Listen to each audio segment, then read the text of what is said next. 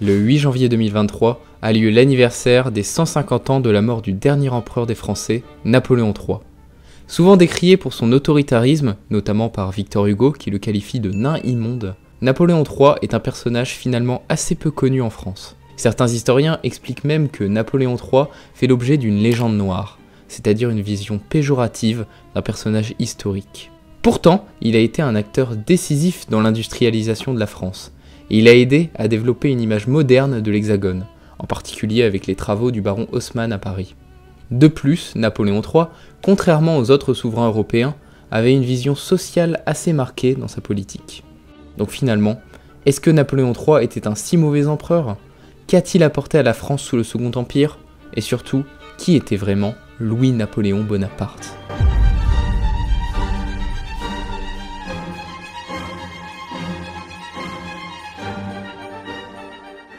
Charles-Louis-Napoléon Bonaparte naît le 21 avril 1808 à Paris, sous le Premier Empire.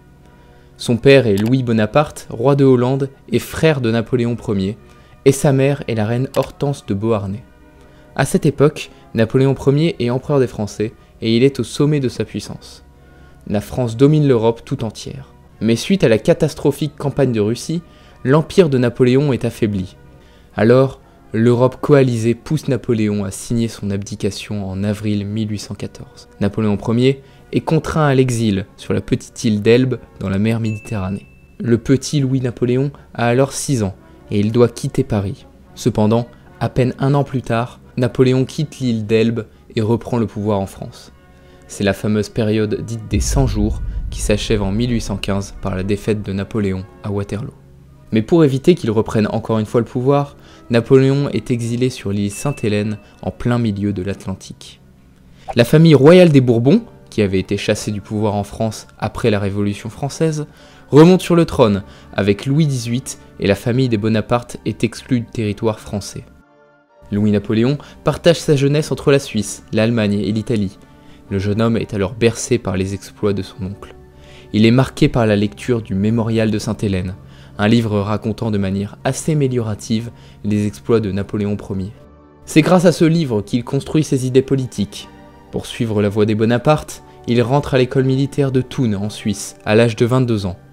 À la même époque en France se déroule la Révolution des Trois Glorieuses, les 27, 28 et 29 juillet 1830, qui renverse le roi Charles X.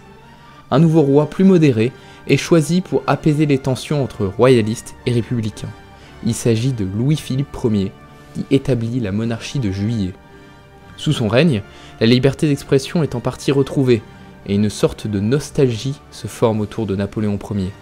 Une force de contestation se crée peu à peu, le bonapartisme, ceux qui souhaitent qu'un membre de la famille Bonaparte restaure l'Empire. Mais les Bonaparte sont encore contraints à l'exil. Louis-Napoléon, qui souhaite la gloire comme son oncle, se rend en Italie pour combattre les Autrichiens et soutenir les Carbonari, qui veulent unifier l'Italie. Mais malgré sa bonne volonté, Louis-Napoléon est laissé en marge des combats, et de plus, il tombe malade de la rougeole. En 1832, le neveu de Napoléon publie son premier texte, appelé Rêverie politique. Il expose dedans ses idées, comme les libertés de la presse, la souveraineté du peuple, ou encore le respect des nationalités. Désormais, il se dit prêt à assurer le rôle d'empereur des Français, alors qu'il n'est même pas le prétendant principal à la couronne impériale. La famille Bonaparte est beaucoup respectée et admirée par une partie des Français, qui se lassent du roi Louis-Philippe, qui favorise les bourgeois. Napoléon Ier a construit un véritable mythe autour de sa personne. Chaque Français, à cette époque, a dans sa famille un vétéran des guerres napoléoniennes. La nouvelle génération est alors nostalgique de cette époque qu'ils n'ont pourtant pas connue, de la gloire passée de la France impériale. Louis-Napoléon profite de cette nostalgie impériale pour faire un coup d'État à Strasbourg en 1836 avec le soutien de l'armée. Cependant, l'échec est cuisant. L'armée reste fidèle au roi et on prend Louis-Napoléon pour un fou. Le roi, au lieu de le condamner à mort, décide de l'exiler hors de France. Louis-Napoléon est humilié et exilé aux États-Unis. Cependant, il retourne en Europe un an plus tard et il souhaite diffuser ses idées en France. Pour lui, il serait la synthèse entre les idées républicaines et royalistes. Alors encore une fois, il tente de faire un coup d'État en débarquant à Boulogne en 1840, mais c'est une nouvelle fois un échec. Cette fois-ci, le roi Louis-Philippe en a marre et souhaite condamner sévèrement le jeune Bonaparte. On le condamne à l'emprisonnement à perpétuité dans la prison de Ham, dans la Somme. Il ne dispose de presque aucun soutien, son emprisonnement est ignoré par l'ensemble de la population. Durant sa captivité, il lit et écrit beaucoup. En 1844, il publie un essai politique nommé « Extinction du paupérisme ». Il constate que l'industrialisation ne profite pas à tout le monde, notamment aux classes populaires. Louis-Napoléon expose alors ses visions sociales. Après 6 ans d'emprisonnement, il s'évade de sa prison en se déguisant en ouvrier et il retourne à Londres. 1848 va être une année décisive pour Louis-Napoléon Bonaparte, futur Napoléon III.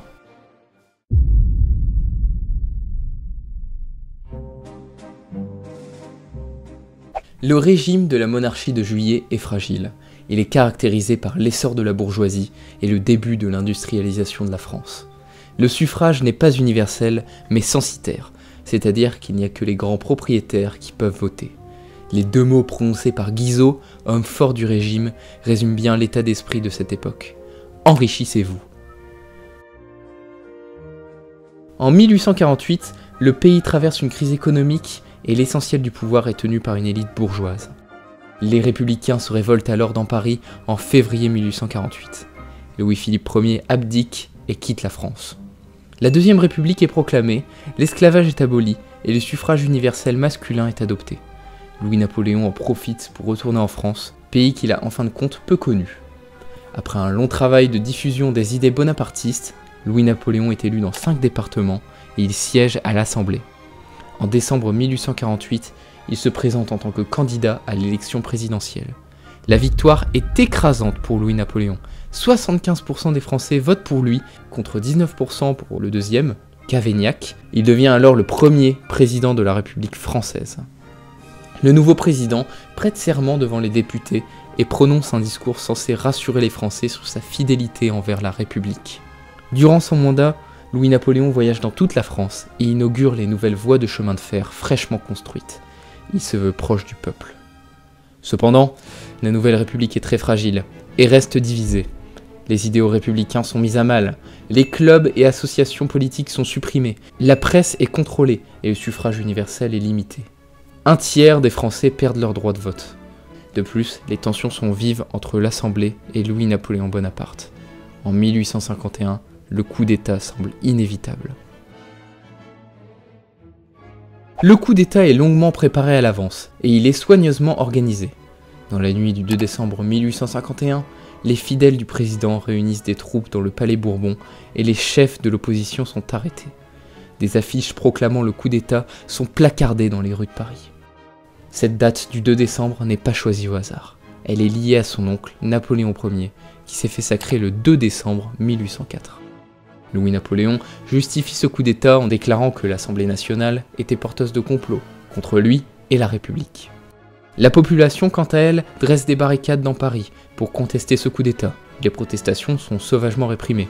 10 000 opposants sont déportés en Algérie et l'armée tire dans la foule. Ce coup d'État est beaucoup critiqué par les intellectuels comme Victor Hugo, Louis Blanc ou même Karl Marx, qui comparent ce putsch à celui de Napoléon Ier. Néanmoins, le président légitime le coup d'État par un plébiscite approuvé à plus de 90%, qui demande si les Français souhaitent un changement de constitution. En janvier 1852, la nouvelle constitution est promulguée, offrant beaucoup plus de pouvoir au président. Il est à l'initiative des lois qu'il promulgue et qu'il sanctionne, et il est à la tête de l'armée. Il remet au goût du jour des institutions napoléoniennes telles que le Code civil, la Légion d'honneur ou la Cour des comptes. La fête nationale change, le 14 juillet est remplacé par le 15 août, jour de la Saint-Napoléon. Le pouvoir se veut alors autoritaire, et il ne s'en cache pas. Est encore ancré dans les esprits le nom de Napoléon Bonaparte et de ses guerres incessantes qui font peur aux Français et à l'Europe. Mais Louis-Napoléon souhaite rassurer la population. Il entame donc une série de voyages dans toute la France afin de se présenter comme le conciliateur de tous les Français. Napoléon III restaure l'empire de son oncle grâce à un plébiscite approuvé par 96% des Français. Par ailleurs, si on l'appelle Napoléon III et non pas Napoléon II, c'est parce que Napoléon II, le fils de Napoléon Ier, a déjà été empereur des Français en 1815, mais pendant seulement 16 jours.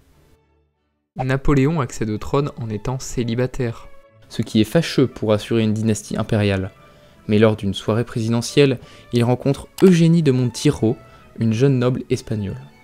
Les deux se marient en 1853 au Palais des Tuileries. Ce mariage est censé rompre avec les traditions monarchiques. En effet, il ne s'agit pas d'un mariage arrangé entre deux grandes familles. Eugénie accouche alors d'un petit garçon le 16 mars 1856. 101 coups de canon sont tirés pour annoncer la naissance de l'enfant. Sa descendance est enfin assurée. Napoléon III est également un grand fêtard. Il dispose de 30 millions de francs par an pour mener une vie de cour fastueuse et débauchée. Il organise de grandes cérémonies, les fameuses séries de Compiègne, en invitant annuellement des personnages plus importants les uns que les autres. Napoléon III forme alors une maison, c'est-à-dire une cour impériale, où il s'entoure de ses plus proches fidèles. Cette maison est au cœur du pouvoir impérial. Elle construit l'image du régime de Napoléon III. Elle doit refléter la prospérité économique de la France. En quelque sorte, ce sont eux qui sont chargés de la communication officielle de l'Empire. Sur le plan diplomatique, Napoléon III souhaite bien entendu mettre la France au cœur des enjeux européens. C'est pour cela que l'armée française s'engage dans les guerres de Crimée en 1854, un conflit opposant les Russes et les Ottomans pour le contrôle de la mer Noire et des Balkans. La France et le Royaume-Uni, deux pays historiquement rivaux, signent une alliance inédite. Les soldats français et britanniques interviennent aux côtés des Ottomans et stoppent l'avancée russe, notamment grâce à la prise de Sébastopol. Même si de nombreux morts sont à déplorer, cette intervention est une victoire diplomatique française, de plus que le traité de paix est signé à Paris. Un des autres grands aspects de la politique de Napoléon III est l'industrialisation rapide de la France. Ayant vécu en Angleterre, l'empereur a observé le grand écart technologique qui séparait la Grande-Bretagne de la France. Les capitaux privés bénéficient alors de l'aide de l'État pour construire des chemins de fer et industrialiser la France. Également, Napoléon III signe en 1860 un traité de libre-échange entre le Royaume-Uni et la France, fait étonnant pour une époque marquée par le protectionnisme. La France connaît à cette époque une grande croissance économique. De surcroît, Napoléon III souhaite moderniser les grandes villes françaises, notamment la capitale. Pour cela, il fait appel à un architecte connu pour ses travaux à Bordeaux, le baron Haussmann. Il réalise de grands travaux d'urbanisme à Paris, en aérant et en éliminant les rues, ou en créant des espaces verts. Ces travaux ont été critiqués d'une part car les nouveaux grands boulevards favorisaient le déplacement des troupes et empêchaient les manifestants de dresser des barricades, et d'autre part car les travaux sont très coûteux. Jules Ferry expose dans Les Contes fantastiques d'Haussmann le coût faramineux des travaux qui s'élève selon lui à 1,5 milliard de francs. Toutefois, ces travaux font rayonner la capitale à l'international.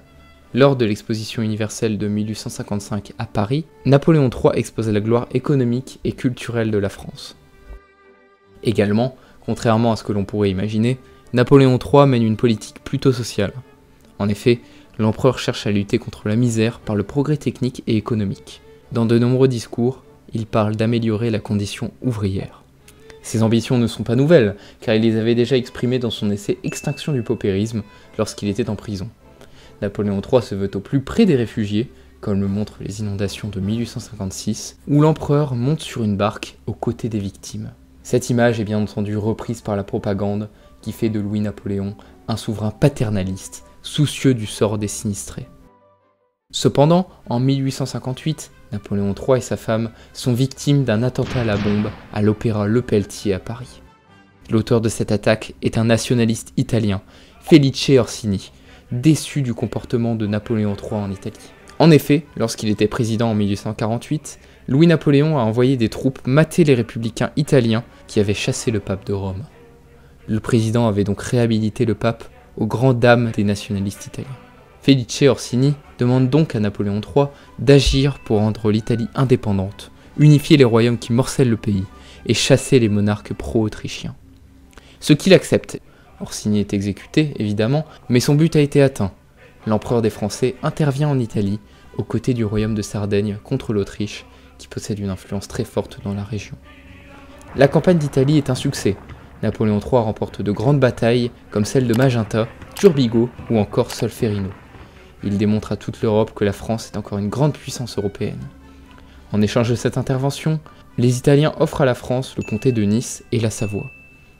Louis-Napoléon Bonaparte se sent alors pousser des ailes et fait intervenir la France partout dans le monde, par exemple en Syrie, où un corps expéditionnaire français sauve des milliers de chrétiens maronites, ou en Chine, où les troupes françaises pillent le palais d'été.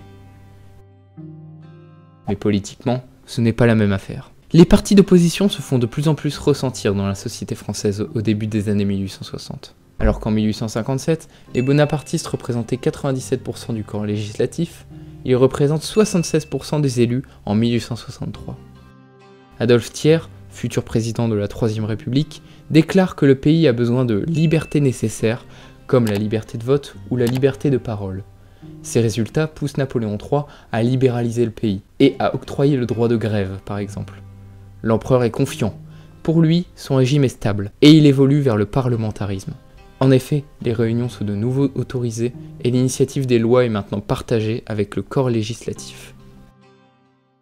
Néanmoins, quelques échecs diplomatiques entachent la politique de Napoléon III dans cette décennie de 1860, notamment au Mexique.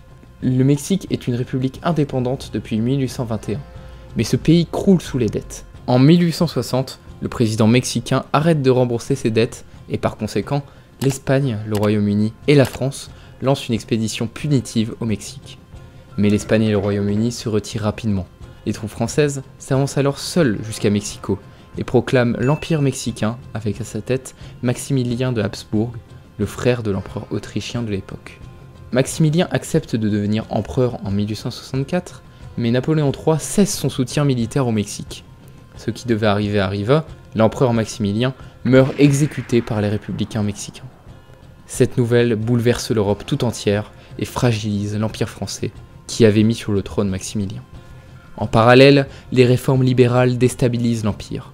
La majorité impériale est fragilisée et des scandales éclatent. Par exemple, Pierre Bonaparte, un cousin de Napoléon III, tue un journaliste républicain l'ayant critiqué. Il est acquitté par la justice, ce qui attise la haine des républicains. Également, l'équilibre européen est menacé par un homme qui souhaite bien élever la Prusse en tant que grande puissance. Il s'agit de Otto von Bismarck. Bismarck souhaite, à l'instar de l'Italie, unifier l'Allemagne. Et pour y parvenir, il unit les royaumes allemands contre un ennemi commun, la France. En effet, la Prusse tend un piège à Napoléon III. La couronne d'Espagne est vacante, et un prince de la même famille que celle du roi prussien Guillaume Ier se propose pour monter sur le trône. La France ne peut pas se le permettre, elle aurait deux ennemis de part et d'autre de sa frontière. Alors, pour rembarrer Napoléon III, Bismarck envoie une lettre plutôt insultante à l'ambassadeur de France. La France, précipitamment, déclare la guerre à la Prusse le 15 juillet 1870. La situation n'est pas favorable. En effet, l'empereur est malade et affaibli. Sur le front, l'armée française enchaîne les défaites, et Napoléon III est fait prisonnier à Sedan le 2 septembre 1870. À peine 2 jours plus tard, la Troisième République est proclamée. Le Second Empire s'effondre, après 18 ans de règne. La Prusse continue la guerre et assiège Paris. Le 18 janvier 1871, l'Empire allemand est proclamé à Versailles, dans la Galerie des Glaces. Louis-Napoléon, quant à lui, rejoint sa famille en Angleterre. Il est accusé en France d'être le responsable de ce désastre militaire. La France a perdu l'Alsace-Lorraine et Paris tombe sous le contrôle des communards. Napoléon III, malade, meurt le 11 janvier 1873 en Angleterre.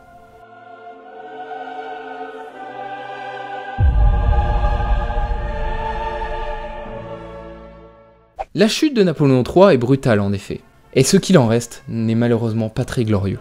Dans l'imaginaire populaire, on l'associe directement avec la perte de l'Alsace-Lorraine, et la Troisième République se charge de le discréditer pour faire naître un sentiment revanchard envers les Allemands. Mais comme nous l'avons vu, nous ne pouvons résumer Louis-Napoléon Bonaparte à cela. C'est un personnage complexe, aux multiples facettes, qui a façonné la France telle qu'on la connaît aujourd'hui. Voilà, alors j'espère que cette vidéo vous a plu. Moi en tout cas j'ai adoré l'écrire. Je tire mes sources dans cette vidéo d'un petit livre qui s'appelle Napoléon III, tout simplement, de Xavier Mauduit. Donc je me suis inspiré très grandement de ce livre pour écrire cette vidéo. Donc c'est un livre très simple qui raconte toute l'histoire, toute la vie de Napoléon III. Bon, c'est pas un livre très long, vraiment il fait quoi, à peine 230 pages. Et franchement, ouais, c'est parfait si vous voulez un récit condensé de la vie de Napoléon III. En tout cas, si cette vidéo vous a plu, vous pouvez bien évidemment liker, bien sûr vous abonner, et peut-être partager cette vidéo à ceux qui aiment bien l'histoire, ça pourrait être intéressant.